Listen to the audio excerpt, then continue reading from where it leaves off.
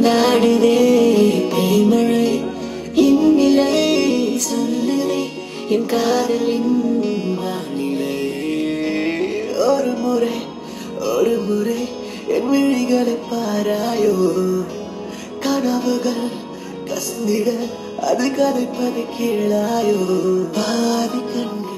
Hi Brihanwood viewers, I'm Elred Kumar, முப்பொழுதும் உன் கற்பனைகளோட director பேசுகிறேன். இன்றைக்கி எங்கள் படத்துலேருந்து ஒரு சிங்கிள் சாங் லான்ச் பண்ணுறோம். இந்த சாங் வந்து ஜி பிரகாஷ் சார் கம்போஸ் பண்ணி அவரே பாடியிருக்காரு. தாமரை மேம் வந்து லிரிக்ஸ் எழுதியிருக்காங்க. மற்ற சாங்ஸ்லாம் எப்படி இருக்கும் எங்கள் படத்தில் அப்படின்றதுக்கு முன்னோட்டமாக தான் இந்த ஒரு சாங் ரிலீஸ் பண்ணுறோம். இந்த சாங்கே எங்கள் ஆல்பத்தோட பெஸ்ட் சாங்னு நான் சொல்ல மாட்டேன். இதோட பெஸ்ட் சாங்ஸ் எங்கள் ஆல்பத்தில் இருக்குது. பெருசாக எங்கள் ஆடியோ லான்ச்சில் மறுபடியும் நான் உங்களை மீட் பண்ணுறேன். எங்கள் படத்துக்கு தொடர்ந்து நீங்கள் எல்லாருமே ஆதரவு கொடுக்கணும்னு வேண்டிக்கிறேன். முப்பொழுதும் உன் கற்பனைகள் அப்படிங்கிற இந்த திரைப்படத்தில் முதல் முறையாக இசையமைப்பாளர் ஜி பிரகாஷ் அவர்களோடு இணைந்து நான் பணியாற்றியிருக்கேன். இந்த படத்தில் 6 பாடல்கள் இடம்பெற்றிருக்கு. 6மே அருமையான பாடல்கள். ஒரு இசையமைப்பாளரோடு சேர்ந்து பணியாற்றும் போது என்னுடைய கவிதை வரிகள் வேறு சாயலில் வரதை நான் கவனிச்சிருக்கேன். இந்த படத்தில் உள்ள பாடல்கள் எல்லாம் உங்களுக்கும் ஒரு வித்தியாசமான அனுபவமாக இருக்கும்னு தான் நான் நினைக்கிறேன். இந்த குறிப்பிட்ட பாடலை மாத்திரம் இன்றைக்கு வெளியிடுறாங்க. இது கூட தமிழ் திரைப்படத்தில் ஒரு புதுமை தான் அவங்க பண்ணியிருக்காங்க. ஒரு முன்னோட்டமாக ஒரே ஒரு பாடலை மாத்திரம் வெளியிடுறாங்க. ஒரு முறை என் விழிகளை பாராயோ கனவுகள் கசிந்திட அது கதைப்பதை கேளாயோன்னு ஆரம்பிக்கும் இந்த பாட்டு. இந்த பாட்டினுடைய உள்ளடக்கம் மிக தனித்துவமானது. அதை பற்றி நான் இப்போ சொல்ல விரும்பலை. அது உங்களுக்கு ஒரு இனிய ஆச்சரியமாகவே இருக்கட்டும். முப்பொழுதும் உன் கற்பனைகள் it's an important album for me. இந்த வருஷம் வந்து ரொம்ப ஸ்பெஷல். உங்கள் எல்லாருக்கும் தெரியும், ஆடுகளம், தெய்வ திருமகள், மயக்கம் என்ன, அடுத்த முப்பொழுதும் உன் கற்பனைகள். இப்போ ஹாட்டான ஒரு ட்ராக் சிங்கிள் ஒரு முறை அப்படின்ற சாங் வந்து முப்பொழுதும் உன் கற்பனைகளை லான்ச் பண்ணுறோம். தாமரை எழுதியிருக்காங்க ஃபர்ஸ்ட் டைம் எனக்கு. ஸோ கண்டிப்பாக ஒரு இம்பார்ட்டண்டான ஒரு காம்பினேஷனாக இருக்கும். உங்கள் எல்லாருக்குமே ரொம்ப பிடிக்கும். தாமரை வந்து இந்த படத்தில் எல்லா பாடல்களும் எழுதியிருக்காங்க. யூஸ்வலாக நிறைய முத்துக்குமார் சாரோட தான் ஃபுல் காம்பினேஷன் போயிருக்கேன். இந்த வாட்டி ஒரு சேஞ்ச் ஓவர் பண்ணி தாமரை கிட்ட போயிருக்கோம். And she's written brilliant lyrics. கண்டிப்பாக அவங்க எல்லாருக்குமே ரொம்ப பிடிக்கும். ஆல்ரெடி அவங்களுக்கு நிறைய ஃபேன்ஸ் இருப்பாங்க. இந்த படம் இன்னும் சூப்பராக பண்ணியிருக்காங்க. திருப்பி அவங்களுக்கு கண்டிப்பாக ஒரு ஃபிலிம்ஃபேர் அவார்ட் கிடைக்கும்னு நினைக்கிறேன் இந்த படத்தில். So best of luck to our whole team. Elred Kumar sir இதில் டிரெக்டராக லான்ச் ஆகிறாரு. Is a very close friend. So best of luck to him too. தெரியல, அவங்களுக்கு புதுசாக இருக்குது என்னுடைய பாடல்கள் வந்து. யூஸ்வலாக அவங்க வந்து ஹாரிஸ் அப்புறம் நிறைய பேர் கூட ஒர்க் பண்ணியிருக்காங்க. இப்போ இது வந்து அவங்களுக்கு ஒரு டிஃப்ரெண்ட்டாக இருக்குது, புதுசாக இருக்குது அவங்களுக்கு இந்த டியூன்ஸ் வந்து டியூன் பண்ணுறதுக்கு, லிரிக்ஸ் எழுதுறதுக்கு. ஸோ அப்பெல்லாம் ஒன்றும் கிடையாது. நல்ல காம்பினேஷன், நல்லா எழுதியிருக்காங்க. அவங்களுக்கு வந்து பெரிய பேர் கிடைக்கும் இந்த படத்தில். இது எல்லாருமே சொல்கிற டைலாக் அப்படி கிடையாது, உண்மையாகவே நல்ல பேர் கிடைக்கும். யங்ஸ்டர்ஸ்க்கு ரொம்ப பிடிக்கும். ரொம்ப எளிமையான அழகான லிரிக்ஸ் எழுதியிருக்காங்க தாமரை. சிடிஸ் வந்து கடையில் வாங்குங்க. Say no to piracy and support us. And original சிடிஸை கடையில் போய் வாங்குங்க. தேங்க்ஸ். பிஹைண்ட் வேர்ட்ஸ் நேயர்களுக்கு வணக்கம். நான் அதர்வா பேசுகிறேன். இன்னைக்கு முப்பொழுதும் உன் கற்பனைகள் சிங்கிள் ட்ராக் ஆடியோ லான்ச் பண்ணியிருக்கோம். இட்ஸ் கால்டு ஒரு முறை. It's a brilliant track, wonderful music by GV. And இந்த பாட்டோட லிரிக்ஸ் வந்து தாமரை மேம் எழுதியிருக்காங்க. It's beautiful. ஸோ கண்டிப்பாக இந்த பாட்டை கேட்டிங்கனாலே you just fall in love with it. இந்த படத்தை பொறுத்த வரைக்கும் ஸ்டன்ஸ் வந்துட்டு ஒரு இம்பார்ட்டண்ட் ரோல் இந்த படத்தில். அண்ட் ஸ்டன்ஸும் வந்துட்டு நாங்கள் ரொம்ப டிஃப்ரெண்ட்டாக ட்ரை பண்ணோம். நிறைய விஷயம் ட்ரை பண்ணியிருக்கோம். ஸோ கண்டிப்பாக இது வந்து ரொம்ப பேசப்படும் நான் நம்புகிறேன். பிகாஸ் இது வரைக்கும் தமிழ் சினிமாவில் இந்த மாதிரி நான் பார்த்ததில்லை. ஸோ கண்டிப்பாக ரொம்ப நல்லா வந்திருக்கு. ஸோ உங்கள் எல்லாருக்குமே பிடிச்ச மாதிரி ஒரு படம் எடுத்திருக்கோம். ஜி பிரகாஷ் வந்துட்டு one of my favourite music directors and one of the best music directors in the country. And அவர் இந்த படத்தில் வந்து 6 பாட்டு கம்போஸ் இருக்குது.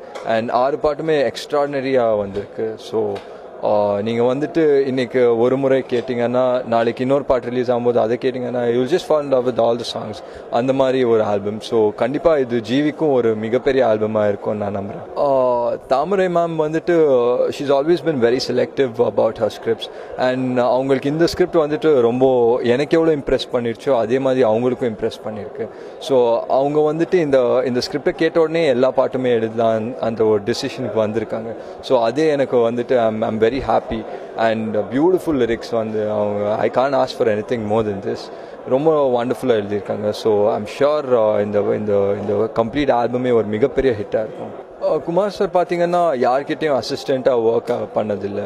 இன்ஃபேக்ட் குமார் சார் வந்துட்டு நான் குமார் சார் கிட்ட எப்போவுமே இதுதான் சொல்லுவேன், இந்த எல்லா இன்டர்வியூஸ்லையும் இதுதான் சொல்லுவேன். குமார் சார் வந்துட்டு எதை தொட்டாலும் he turns it into gold.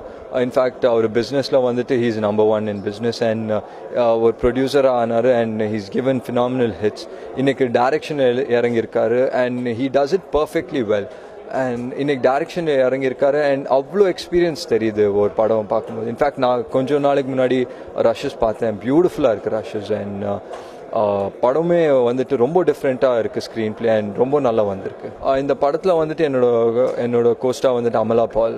She is a very talented actress, ரொம்ப நல்ல ஒரு person and it was very nice working with her. Vega Entertainment is basically a digital platform to deliver the digital content to the people. We are one of the company who has high technology network to deliver the movies,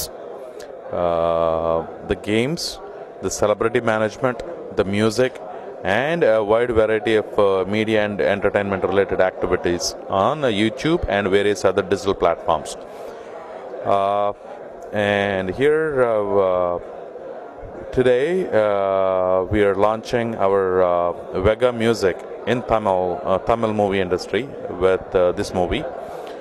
And the songs in this movie are exceptional, the real romantic. And GV and Kumar sir, they played a fantastic role to bring such a greatest music to the people. And again, it's a bilingual movie into Telugu and Tamil. And just to talk a few things about Vega, we are not just a music company. We are a more well-rounded entertainment company with IPTV.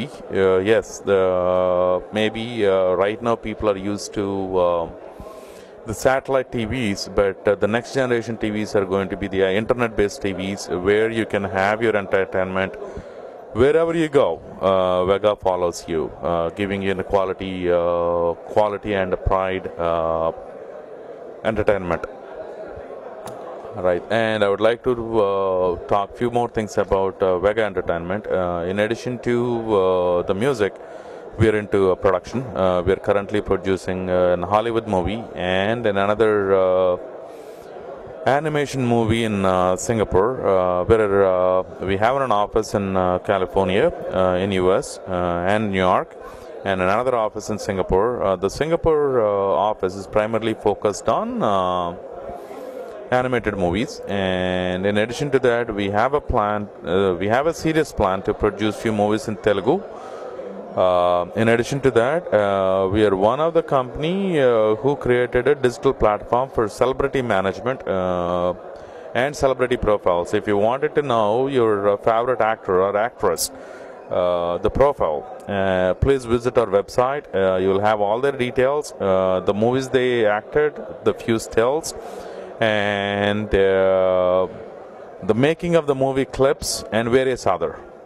All right, so visit our website. You will have plenty of information. Thank you very much. எங்கள் அழைப்பை ஏற்று இங்கு வந்திருக்கும் அனைத்து பத்திரிகை, தொலைக்காட்சி, வானொலி, இணையதள, பண்பலை மற்றும் வீடியோ புகைப்படக்காரர்களை RS இன்ஃபோடெயின்மெண்ட் சார்பாக வருக என வரவேற்கிறோம்.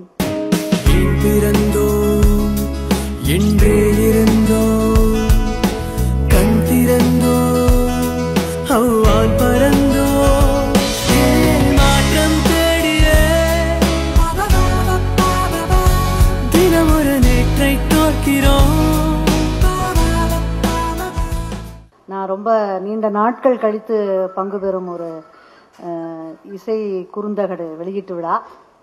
ரொம்ப மகிழ்ச்சியாக இருக்குது எனக்கு. இந்த படத்தில் 2-3 புதுமைகள் இருக்குது. RS இன்ஃபோடெயின்மெண்ட் தயாரிப்பு நிறுவனத்தினுடைய அவங்களோட தயாரிப்பாளர் எல்ரெட் குமார் அவர்கள் எனக்கு முன்னாடியே தெரியும். அவர் விண்ணை தாண்டி வருவாயா படத்தினுடைய தயாரிப்பாளராகத்தான் எனக்கு அறிமுகம். இந்த படம் முப்பொழுது முன் கற்பனைகள் அப்படிங்கிற இந்த அழகான தலைப்போடு கூடிய படத்துக்கு கூட அவர் என்ன தயாரிப்பாளராகத்தான் சந்திச்சாரு. அவருடைய கதை திரைக்கதையில தான் உருவாகுச்சு அந்த பாட்டு. அவர் தான் படம் அவர் தான் எனக்கு கதையும் சொன்னார். எல்லா பாடல்களும் எழுதணும்னு கேட்டபோது நான் வழக்கம் போல தயங்கினேன். ஒரு படத்தினுடைய எல்லா பாடல்களும் நான் பொதுவாக எழுத மாட்டேன். ஏன்னா சில பாடல்கள் நான் எழுத வேண்டாத பாடல்களாக இருக்கும் அப்படிங்கிறனால. ஆனால் இந்த படத்தில் அப்படியான சூழ்நிலை இல்லை. எல்லா பாட்டுமே நான் எழுதுகிற மாதிரி இருந்தது. அப்புறம் கூடுதலான ஒரு கவர்ச்சி என்ன அப்படின்னா, இசையமைப்பாளர் ஜிவி பிரகாஷ் அவரோட நான் ஏற்கனவே 1-2 பாடல்கள் எழுதியிருந்தா கூட அந்த பாடல்கள் திரையை எட்டவில்லை. அதனால அதிகாரப்பூர்வமாக இதுதான் அவருடன் நான் பணியாற்றும் முதல் படம்னு எடுத்துக்கலாம். அப்போ அவரோட சேர்ந்து எல்லா பாடல்களும் எழுதியிருக்கேங்கிறது இது எனக்கு ரொம்ப ஒரு கவர்ச்சியான அம்சமாக இருந்தது.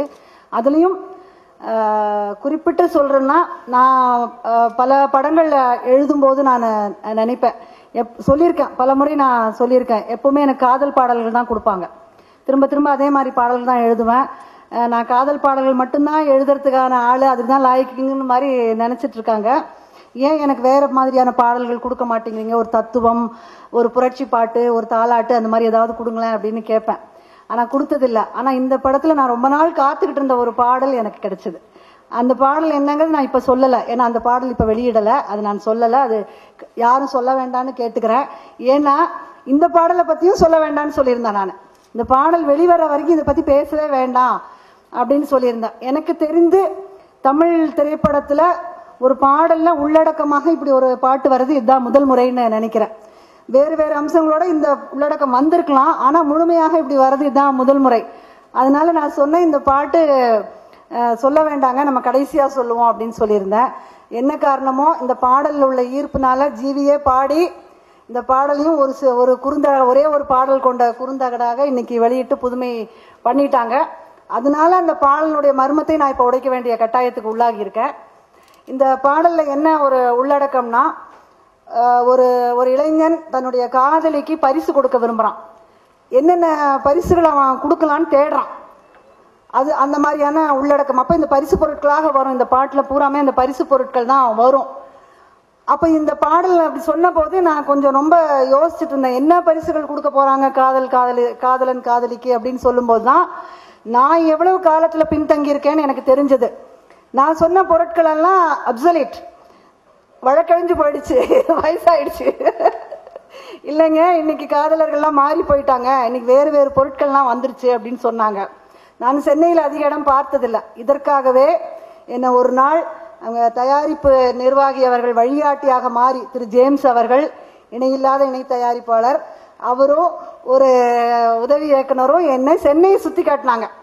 அப்போதான் முதல் முறையாக சிட்டி சென்டர், அந்த எக்ஸ்பிரஸ் அவென்யூங்கிற ஒரு இடம், ஸ்கைவாக், இந்த மாதிரியான இடங்கள்ல நான் பார்த்ததே கிடையாது. என்னை கூட்டிட்டு போய் பரிசு பொருட்கள் வாங்குறதுக்கான கடை என்னென்ன பொருட்கள் இருக்குன்னு எனக்கு ஒரு நல்ல ஒரு பிக்னிக், சிற்றுலா நான் போய் வந்த பிறகு தெரிஞ்சது. உண்மையிலே எனக்கு இதெல்லாம் தெரியலங்கிறது. இப்போ நான் குறிப்பெடுத்துட்டு வந்து அந்த என்னென்ன வந்திருக்கு அப்படிங்கிறத இந்த படத்தினுடைய களத்தோடும் காட்சியோடும் பொருத்தி இந்த பாடல்களை எழுதியிருக்கேன். முதல்ல ஆரம்பத்தில் என்ன எழுதுறதுன்னு தெரியாமல் இருந்தது. எழுதி முடித்த பிறகு பார்த்தா எதை எடுக்கிறது எதை விடுக்கிறதுன்னு தெரியாத மாதிரி ஆகிடுச்சு. இப்போ கூட சொல்கிறேன், இன்னொரு மர்மம் அவங்க சொல்லாமல் வச்சுருக்கிறது, அதை நான் உடைச்சிட்றேன். இது கூட முழுமையாக இந்த பாடல் தான் சொல்ல முடியாது.